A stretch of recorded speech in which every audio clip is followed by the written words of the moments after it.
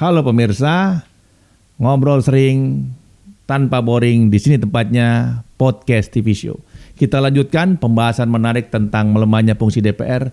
Tadi sudah 2 fungsi, kita lihat melemahnya kan ada faktor dominan dari partai politik.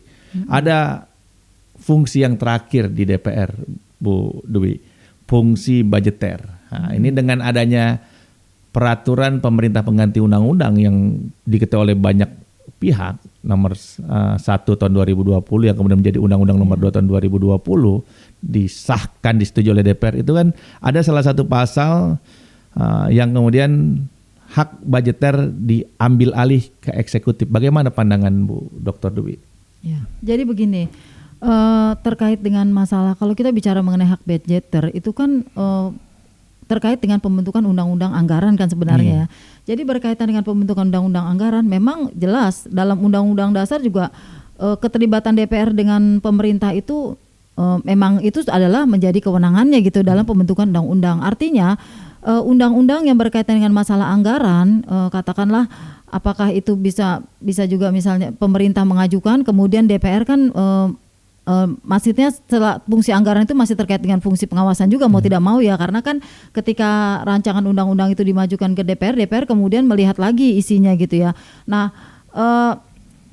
seharusnya DPR itu terkait dengan masalah rancangan undang-undang yang diajukan oleh pemerintah itu kalau kita katakan DPR itu menyetujui atau sepakat dengan pemerintah, saya katakan sah-sah saja apabila memang benar-benar bahwa rancangan undang-undang itu benar-benar untuk kepentingan rakyat gitu ya. Tapi kalau misalnya ternyata ada hal-hal yang katakanlah yang sekarang ramai, mungkin ya ada sebagian pihak juga yang kayaknya banyak ya yang menggugat ya, maksudnya yang meminta pembatalan. Dan juga gitu uniknya DPR mengebiri fungsinya sendiri, fungsi budgeter dalam undang-undang tersebut gitu.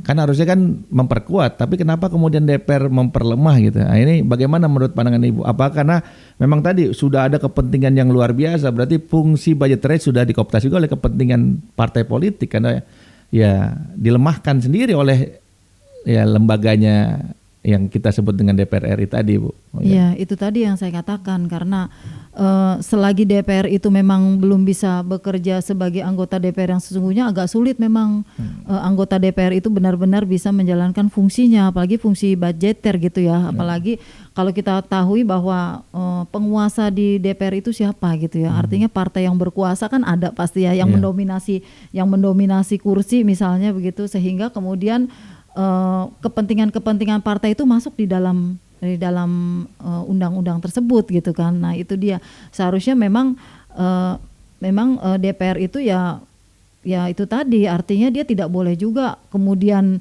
sepakat begitu saja dengan pemerintah gitu ya. Kalau misalnya DPR memandang memang harus ada hal-hal yang ditinjau, kenapa tidak DPR berani melakukan itu gitu.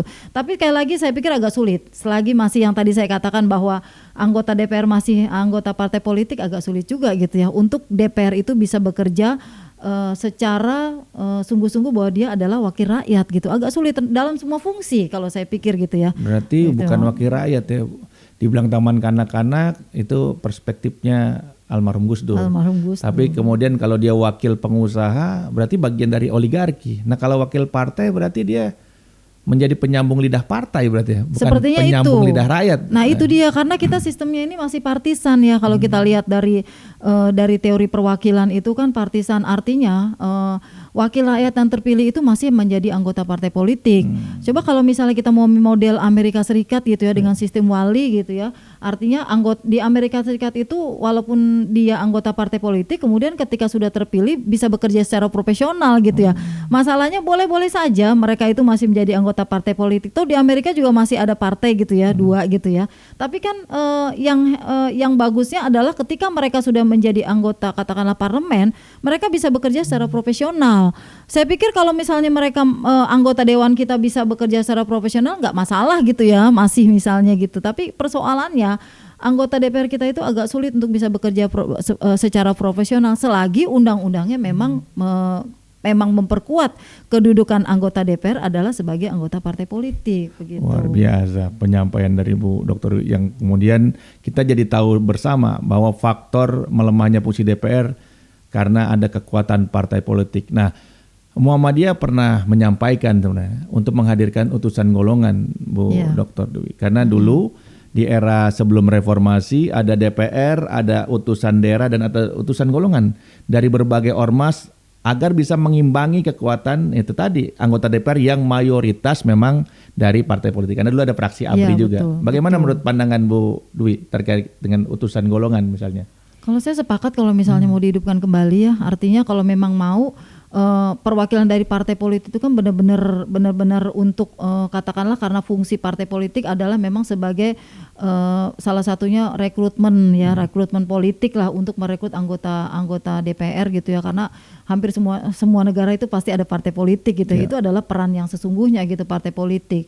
Nah, jadi kalau misalnya mau dulu sempat ada ketika Undang-Undang Dasar kita belum diamandemen itu ada utusan daerah dan ada utusan golongan ya. Sekarang utusan daerah mungkin DPD lah gitu ya. Tapi utusan golongannya kemudian hilang karena dianggap sudah ditentukan orang-orangnya gitu sepertinya ya utusan golongan.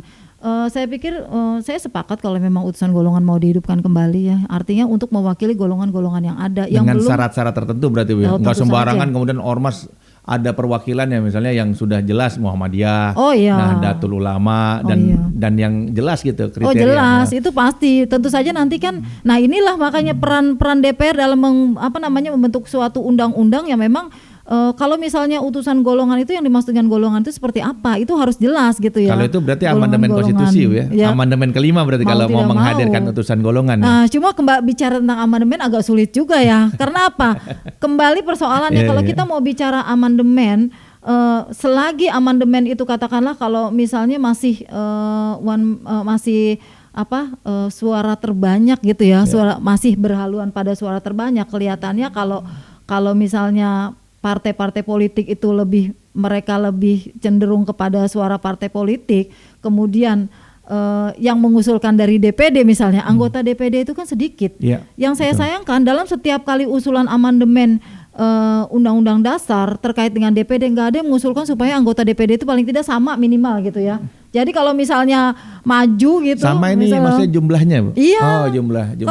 Kalau misalnya jauh, kalau sekarang jauh memang anggota jauh DPR. sekali. Kalau misalnya sama ya, katakanlah DPD mau mengajukan usul rancangan undang-undang gitu ya, misalnya, walaupun ya tapi perkuat dulu juga ya kewenangan DPD kan kewenangan DPD nggak begitu kuat DPD ya dalam macan ompong karena tidak punya fungsi legislasi. Itu makanya jadi kembali ke pertama memperkuat, tapi salah satunya adalah ya anggotanya juga. Jadi ketika DPD mengusulkan suatu rancangan undang-undang, kehadiran atau katakanlah yang mengusulkan kan berimbang. Tinggal bagaimana DPR berapa orang, DPD berapa orang. Kalau sekarang dengan jumlah DPD yang segitu, 100% jumlah anggota DPD tidak akan bisa mengimbangi jumlah anggota DPR gitu. Dan itu juga salah satu juga ya membuat DPR overconfident. Karena bandul di era Orde Baru itu kan eksekutif heavy, kekuatan di tangan eksekutif. Betul. Kemudian di era reformasi legislatif heavy, cuma terlalu percaya diri akhirnya melemah. Nah itu dia. Memang kembali ke kualitasnya juga sih. Jadi kalau saya melihat